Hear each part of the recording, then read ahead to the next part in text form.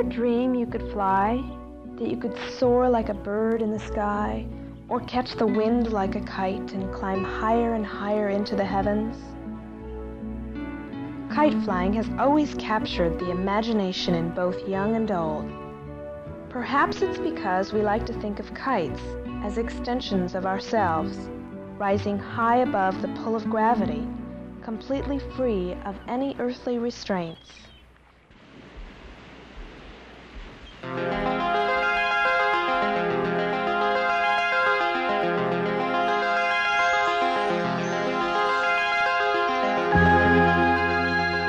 Ever since man first dreamed of flying, the kite has been admired for its beauty and its grace.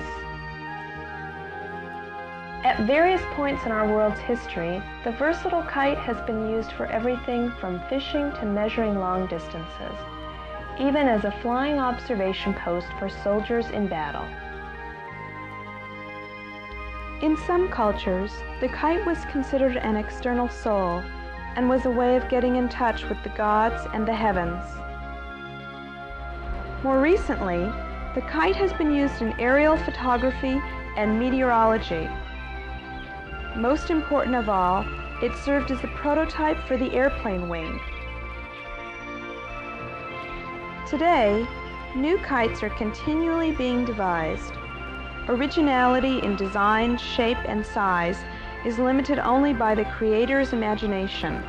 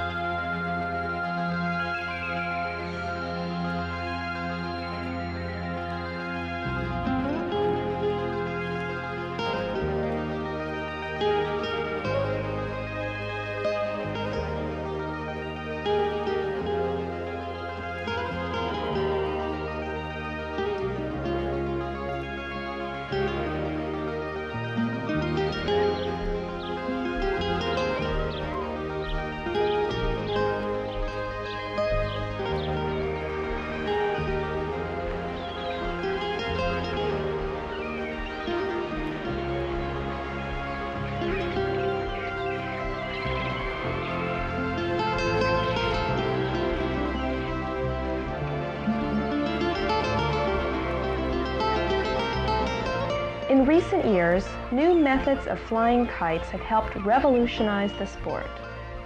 At the same time, traditional kite building components like paper and wood have been replaced by more durable synthetic materials, guaranteeing a virtually indestructible product.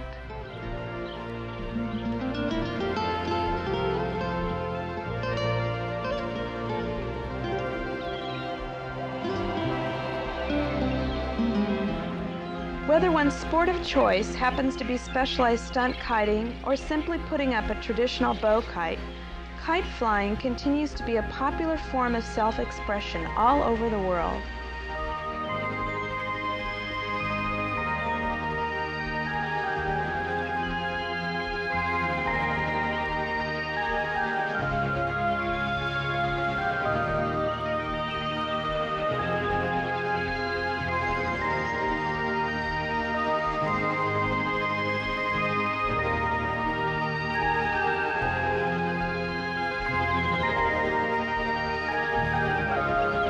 While kites in the West have been successfully developed for both recreational and scientific use, perhaps the most elegant and intricate kites are still to be found in the East.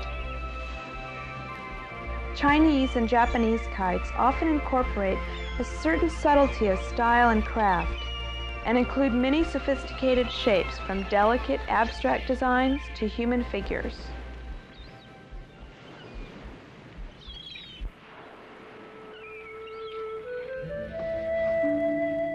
Meet Tyrus Wong, artist and kite maker extraordinaire. For 4 years, he worked on the animated Disney classic Bambi. He went on to work as pre-production illustrator on such films as Around the World in 80 Days and The Sands of Iwo Jima. Today, he creates works of art that fly.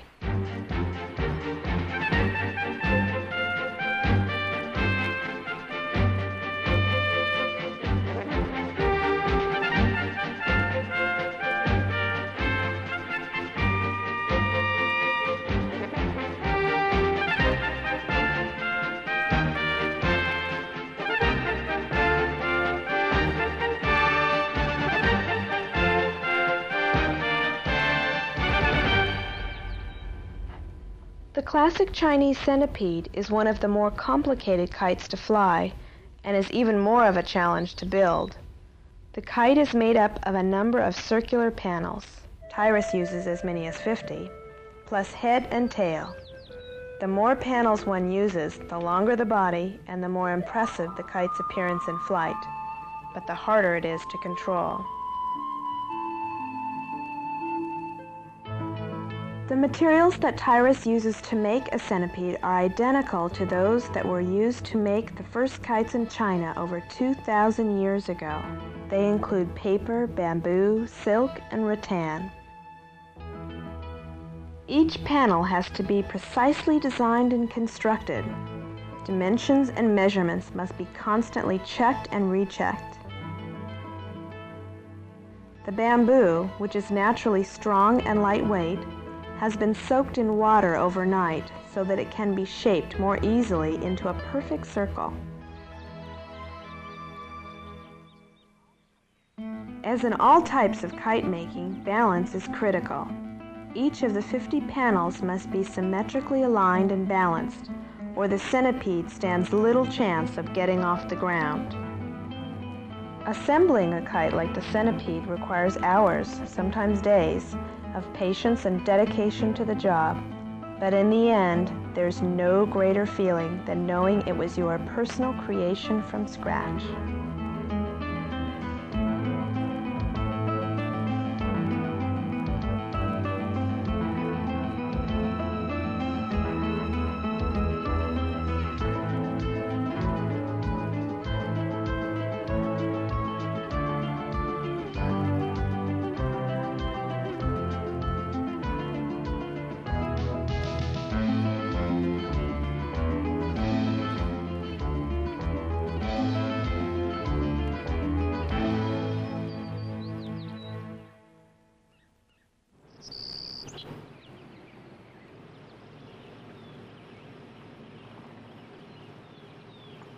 Final preparations are made for the maiden voyage of Tyrus Wong's new centipede.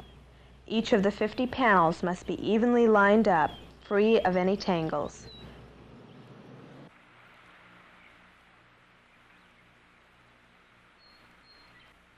The moment of truth arrives.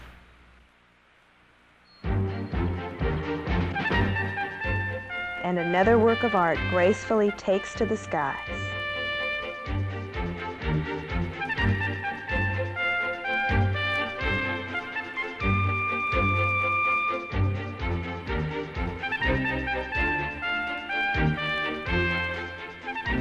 Someone once said that kites make the world seem so much smaller and the sky bigger.